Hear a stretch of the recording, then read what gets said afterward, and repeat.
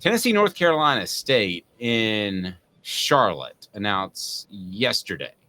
I haven't spoken to you off the air. We specifically at our 5 a.m. production meeting did not speak about this game because I wanted your honest reaction.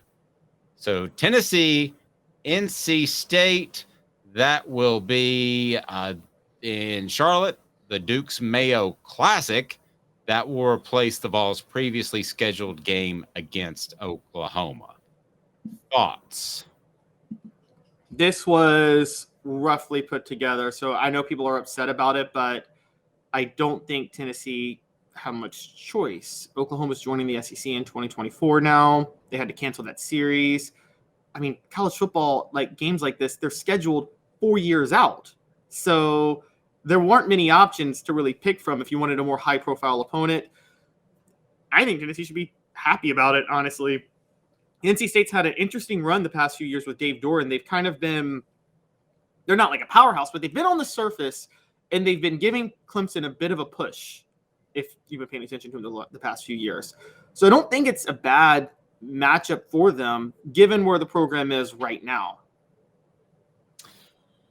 I wouldn't make this – I wouldn't schedule this game if I were Tennessee. And the reason is you do have an opportunity to go there, and even though Tennessee travels well, that's somewhat of a road game. I think Tennessee will have as many fans there as NC State will. I think they'll have more. Yeah, I think they'll have significantly more. And it's going to be in the Bank of America Stadium in Charlotte, so it's not at NC State, just to clarify for those that didn't follow. I would have scheduled – listen, if you're just looking to fill a slot, which is essentially what you're trying to do because Oklahoma is gone, and you're trying to fill this slot, there's probably not a premier opponent out there. So once somebody tells me, hey, Danny, I hate to tell you, you can't get an Ohio State, Michigan. You can't get any of those elite teams. You also can't get a name team in UCLA and Southern California. I'm just picking teams at random, Caleb. Okay, well then give me an in-state team that could use the money. That's what I would have done. I would have taken an in-state team, whoever it might be, Tennessee Martin, whoever, have them at Neyland Stadium. Have another opportunity for fans that maybe can't afford the Alabama and Florida tickets of the world to show up. That's what I would have done. Now, the recruiter in me, or the guy who covered recruiting, would say Charlotte is a good place to get exposure. That is the one argument I have for that.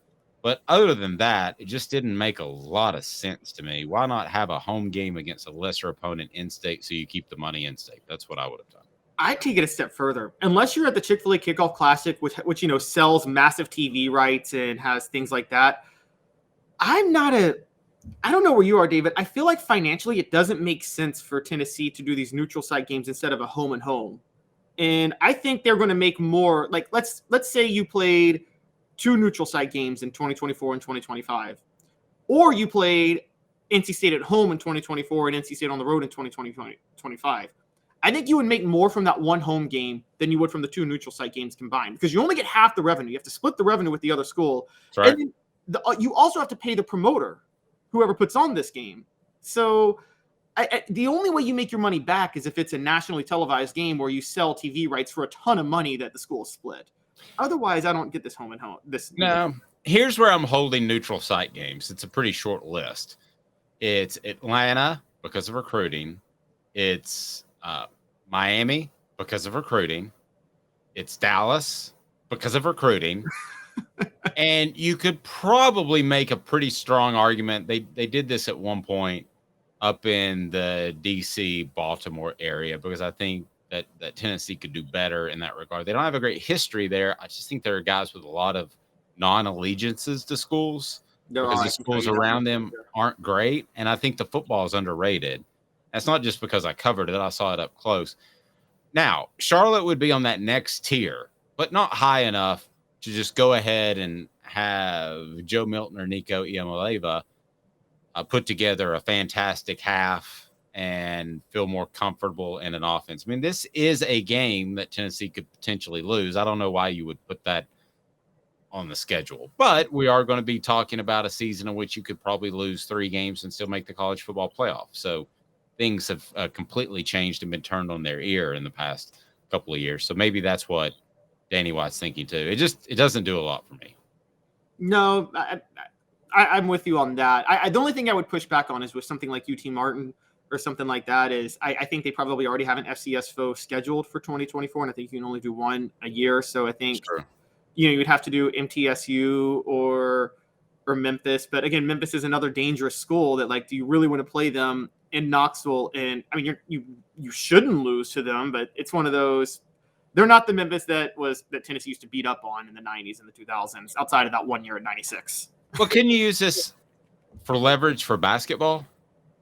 I don't think Rick Barnes wants to play Memphis in basketball anymore. Okay. With the Rick Barnes Penny thing, you think that's more from Tennessee's side than Memphis' side? Yes, it traditionally was more for Memphis' side, and I actually got the point for Memphis because their point was we have to go to Knoxville to play, they have to go to Memphis to play. Tennessee gets the major recruiting edge playing in Memphis that Memphis doesn't get playing in Knoxville, if that makes sense. So that was the big reason they didn't want to do the series. They tried to do it at a neutral site game in Nashville, and Tennessee was like, why do this in Nashville? So that's why it's not happening the way it is anymore. But football, I think it's just more, it's not worth playing Memphis and risking something like that. MTSU is one thing, but even MTSU is kind of a decent program now for their level. And Mr. Jones points out that North Carolina is prime recruiting ground for Tennessee. I totally get that. I totally agree with that. But I think things have changed a little bit in that every game's televised. So exposure in that particular city is all grand and all great, but you do still have, that's an NFL town that you're competing with for viewership.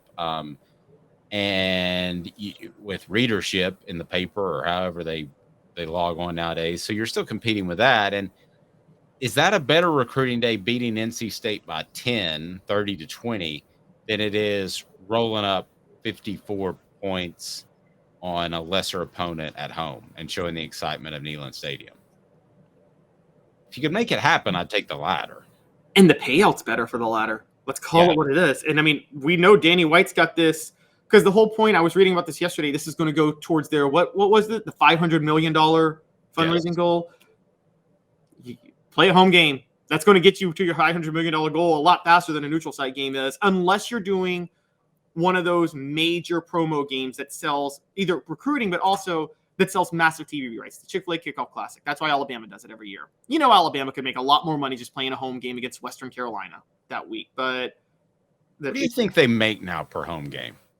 Alabama or Tennessee? Tennessee, net, done, profit. I have no idea the numbers on this. When it was in the 2000s, it was about $1 million per home game.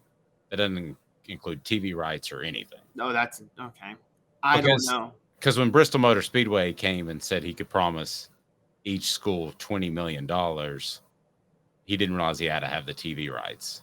And when I wrote that, that was Bruton Smith said that, who owned Bristol Motor Speedway, and let's say my phone from Mike Hamilton blew up pretty quick because $20 million $20 million per school, that was a heck of a payday.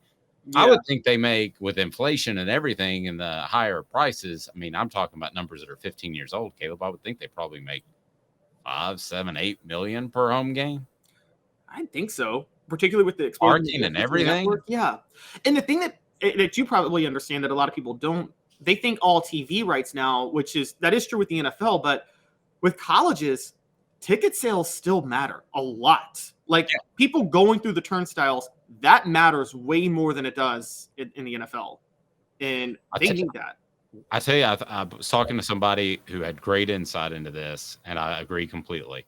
Do you know when you're going to start to see the move to the mega conference, unless it happens snap of a finger, like we have seen happen with schools going to other conferences? Unless it happens snap of the finger, the first thing you're going to say is you're going to have higher tiers for more successful programs in the college football playoff from the TV money. Like if you win kind of like a bonus for head coaches, if you win a Super Bowl, if you make it to the national championship, your school gets a bigger portion of that TV money. Then it's going to be more natural and easier for those teams to break away, if that makes sense. Oh, that's exactly what's going to happen. You basically prove how Vanderbilt is bringing nothing to the table. Yes. If you're the Big Ten, you prove Rutgers is really not bringing anything to the table. I think what you have to do at that point is, well, Big Ten. They're still selling larger TV rights because of the fact that for some reason networks are still buying based on the market size of where the conference is. Even I think the thing with the Big Ten is the Big Ten. They probably understand what the SEC understands. The SEC understands that brand size values more, but the Big Ten was like, we can create a bubble that favors us because Fox is going to be so stupid. They're going to think that there's more valuable us being in LA than it is us just having a more big name program attached to us that has more followers. And so the Big Ten is cashing in on the stupidity of networks more than anything else right now. And I agree completely. I mean, how many people are watching in LA? Not as many as you would think from the number 2 market in the entire nation. So. Yeah, the Pac-12 championship game had more viewers in Salt Lake City than it did in LA.